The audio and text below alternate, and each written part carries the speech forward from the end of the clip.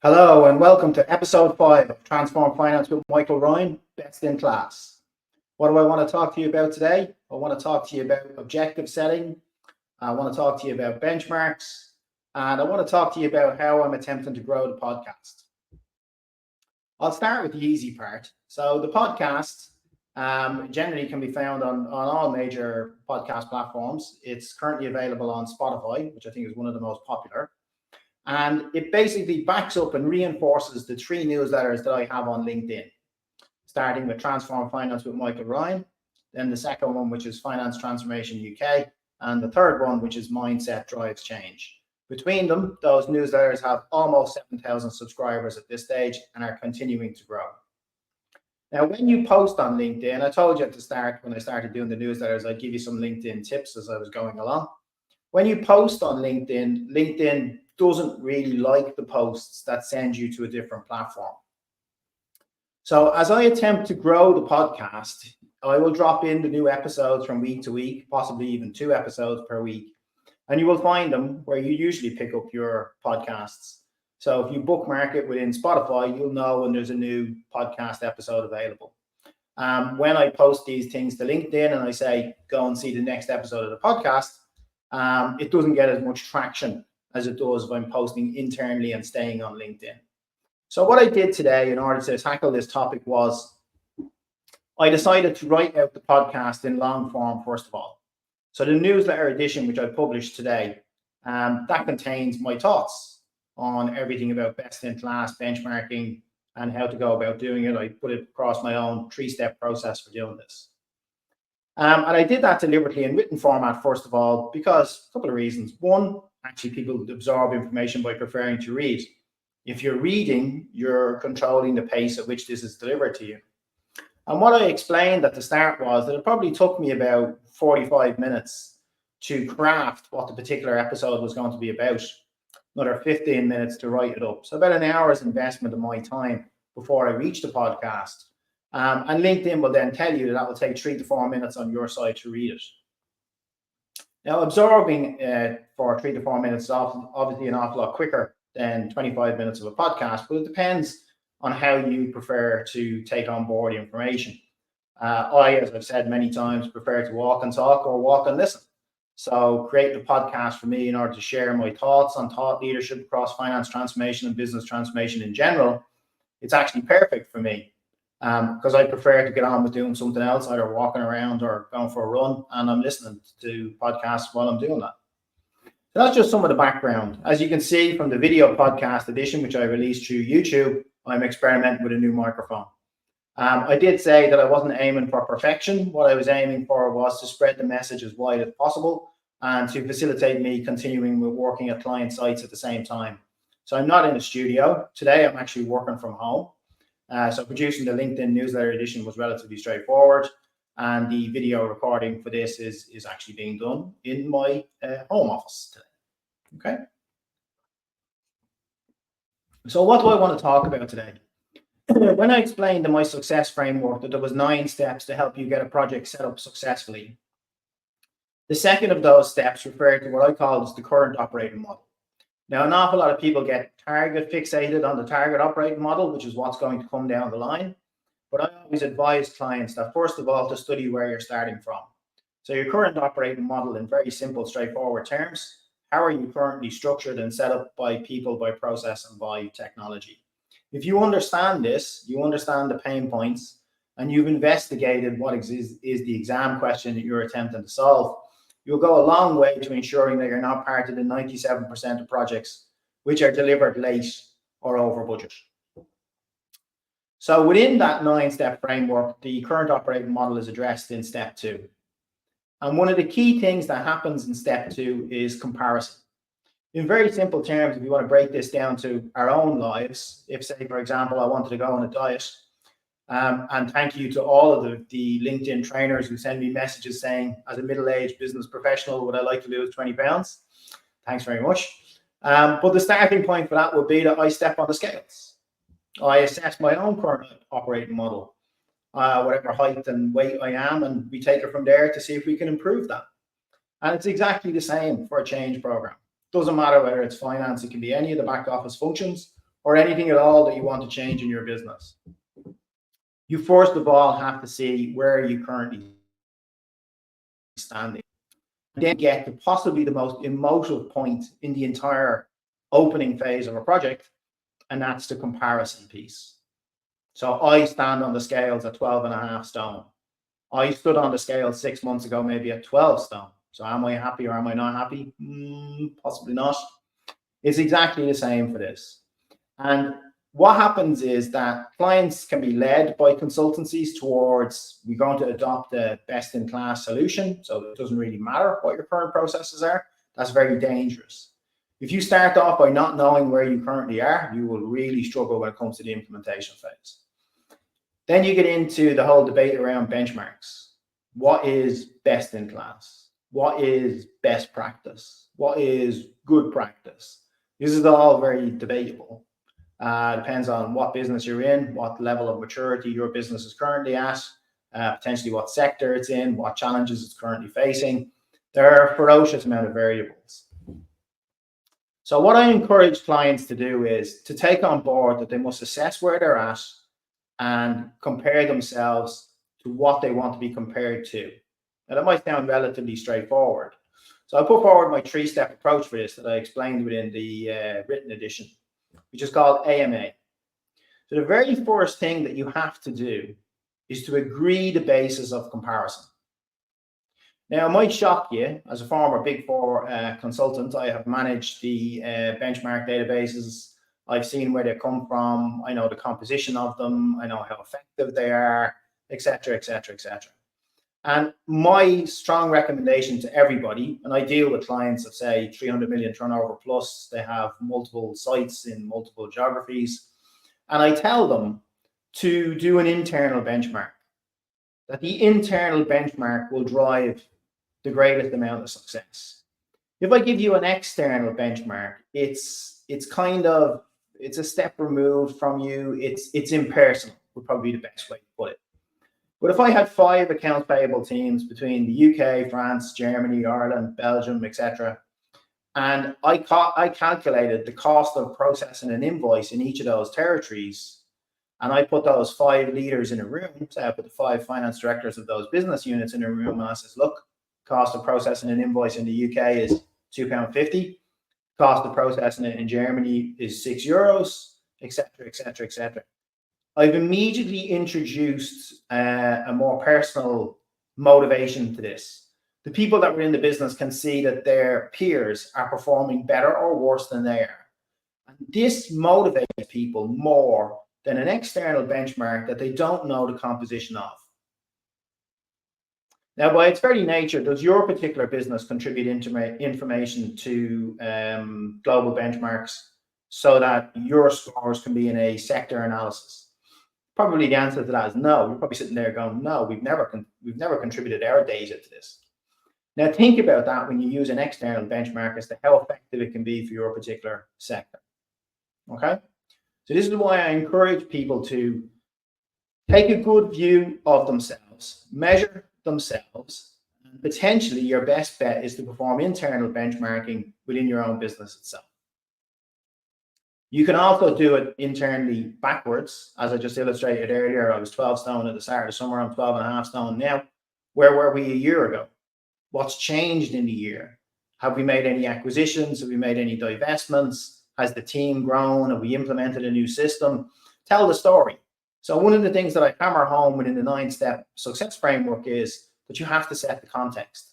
It's not enough to just go best in class processing cost for an invoice is, I don't know, 50 pence, and your current performance is £2.50. You have to break that down within the context of your particular business, how you've arrived at that. Maybe it was better before, maybe something influenced it in a retrograde manner, or maybe it's on a trajectory whereby you do seriously need to improve it. But that all has to be taken within the context and background of your own business. So the AMA 3-step process that I put forward is, the A is very simple, it's agree.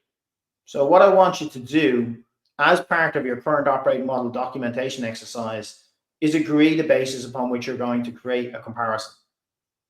Internally, externally, by function, by geography, by market, by team, by sector. What's it going to be?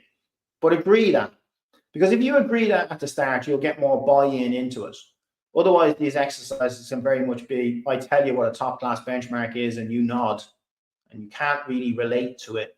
You'll put forward all sorts of excuses as to why the top-class benchmark is so much of a stretch greater than you are, and you won't buy into it.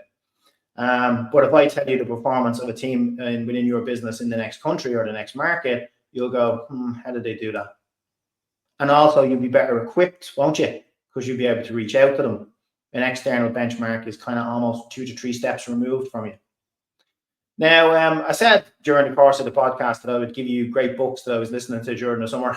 And I was listening to one of them from one of America's great sales gurus. I listened right across the piece, not just the finance stuff. And he put forward that your goal has to be a sufficient stretch to really seriously scare you.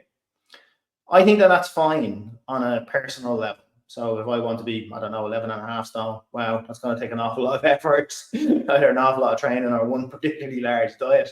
I'm not quite sure I'm looking forward to that. But in a relationship between consultant and client teams, if I make your objective or if I make your view of the future too great of a stretch, that it's over the horizon for you, we're doing nothing other than achieving an academic exercise of comparing your current standard to best in class, and you'll never get anywhere near it.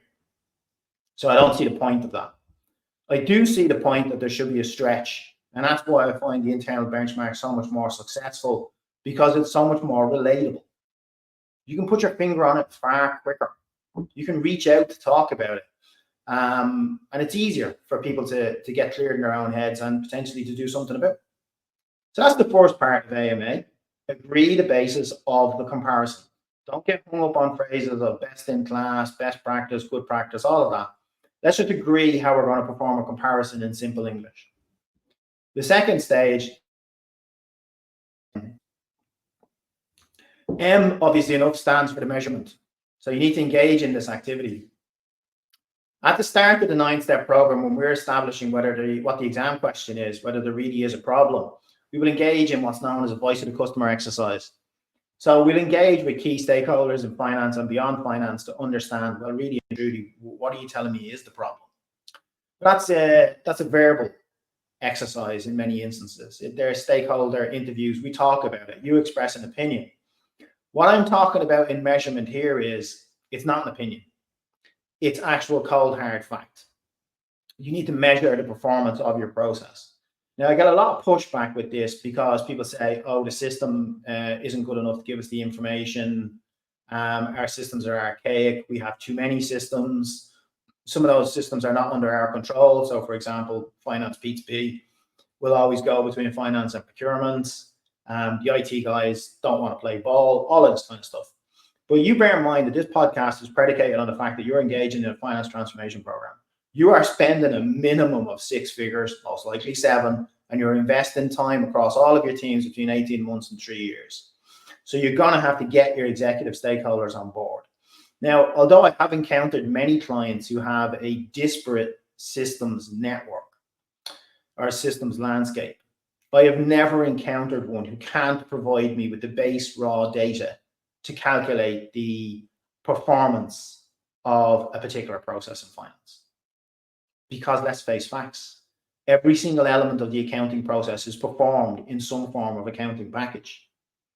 Now, you might complain that your system is 20 years out of date. You might complain that you're looking at an old style AS400 green screen. You might complain about all of these things and say it's not possible. But at the end of the day, all of these systems are databases. And if you enter the information, it is capable of being extracted. In all likelihood, nobody sat down at the start and said, what's the KPIs of the system? Now, bear in mind, people go through ERP upgrades. They're not doing them every year. Might be every 5 to 10 years. In some instances, they haven't upgraded the system in longer than that. So these systems were not designed at the start with the management information required to run your processes. They're not. The concept of a KPI, a key performance indicator, the concept of process measurement and management, it's been around for a while, but it's not been effectively downloaded through all companies. So I can assure you, anybody who's operating off an ERP system that's older than 5 years or was implemented 5 years ago, it wasn't designed for the measurement of its output. It was designed for the activity that you were asking it to do. So what happens is you need to go back to the IT team and formulate the question correctly. What is it you need to know so that you're not overburdening them with data requests? And just for simplicity, I can find benchmark comparisons to be on a 12-month period. And if you're stuck because it's the middle of the year or it's 1 year short of year end, take 11 months and extrapolate the extra month. You know, be sensible about it in how you go about it. But generally, I have never found it impossible. I've certainly had pushback. I've certainly had we can't measure it because we can't get it out of the system. I've listened over and over again to the fact that we're special, so therefore this can't be done. And actually, that has never proven to be true. You will get the information. It's one of the reasons why I leave the success framework or feasibility study that I engage in for clients over a 12-week period, because I know on day one what all the questions are. I know all of the information necessary to benchmark your processes, but I know it will take you time to give it to me because I know you've never asked for it before. Only in the best run businesses does this information already exist, that somebody thought about it and designed it so that process management is done by measurement as a matter of course and can be run off in real time. There's no reason why it can't be either, by the way. People just don't request it. Most accountants think in monthly terms. To get most accountants to think in weekly terms is actually a challenge. Getting them to think day by day in reviewing results is seriously going to depend on the amount of resources you've got and the extent to which you are, should we say, geared up for doing so. So measurement is a challenge, but there's no way that from the time you've specified what you need that it should be any longer than 4 weeks or so before you've got the information and that you can study it properly. And given that the 9-step success framework has so many activities which need to be kicked off with information requests, they don't all arrive on the first day. We stagger them and we work around them as we get them. So measurement must be done. Whether you like it or not, you stand on the scales. If you want to run a mile faster, you get out the stopwatch. And if you want to process invoices at a better rate, then you have to measure how you're currently doing it, how effectively you're doing it, how efficiently you're doing it, how cost effective it is. You can't escape measurement. That's the second part of the 3 steps. The third part is action. A. So AMA. It's very easy to remember. And I made it easy for you to remember because the next time you're sat in a room with a consultant telling you that best in class is A, B, and C, you go, hold on just a second, pal. AMA. Have you heard AMA? We're going to agree how we're going to do this. Then we're going to measure it. And then we're going to take an action. Now, those of you who have listened to me before, you've either seen the videos on my website, financetransformation.co.uk, or you've attended one of my events. You know that I'm not target fixated on quick wins.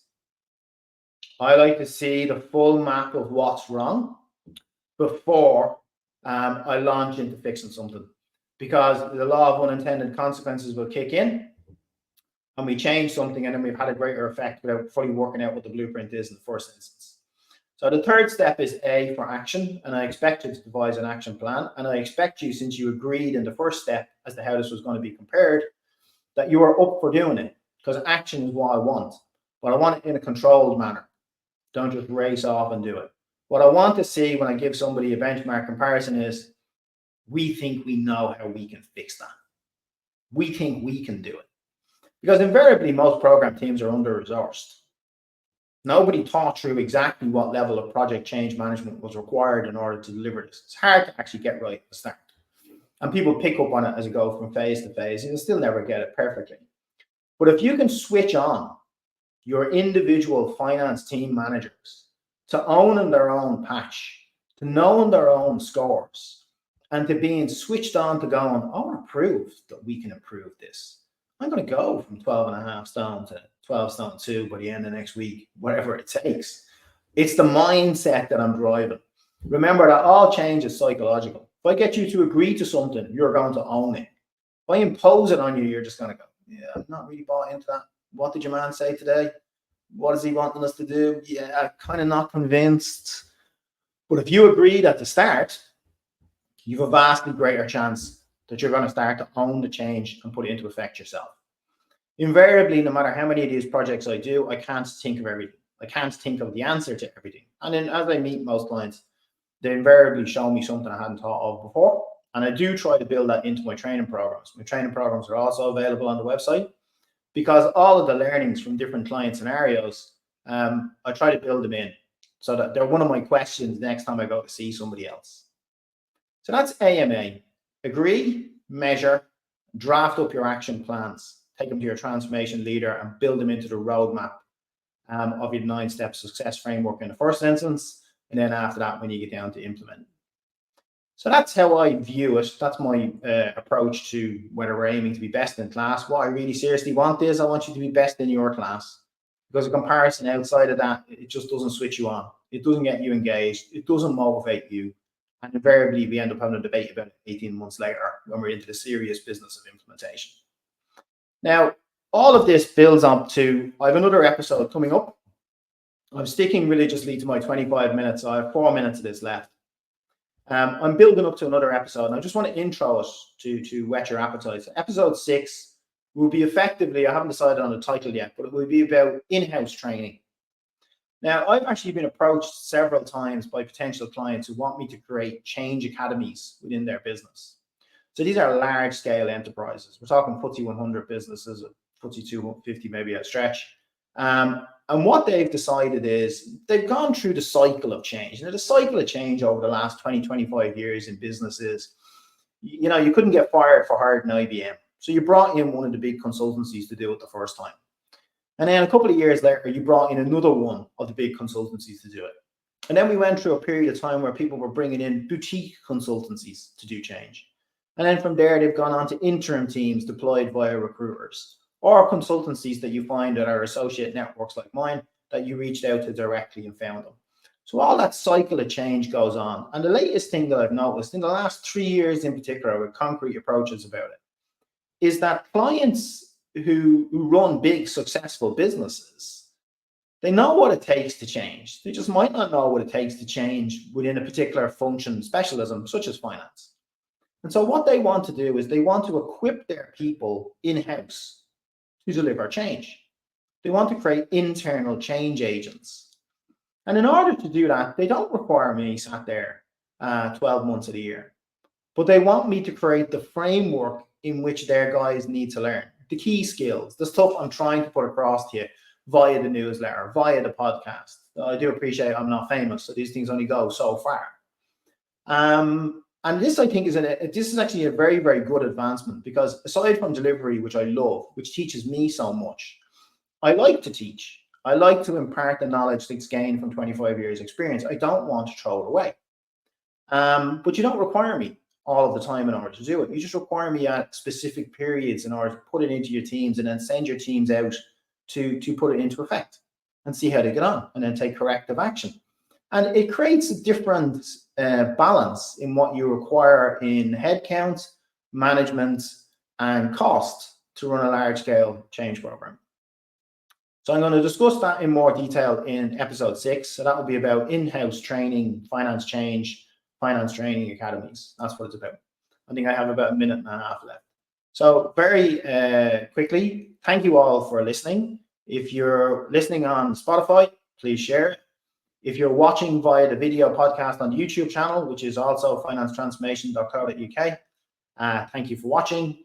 And if you're reading the newsletter in narrative format on LinkedIn, please feel free to share it farm-wise. And as you can see, I'm experimenting with my new microphone.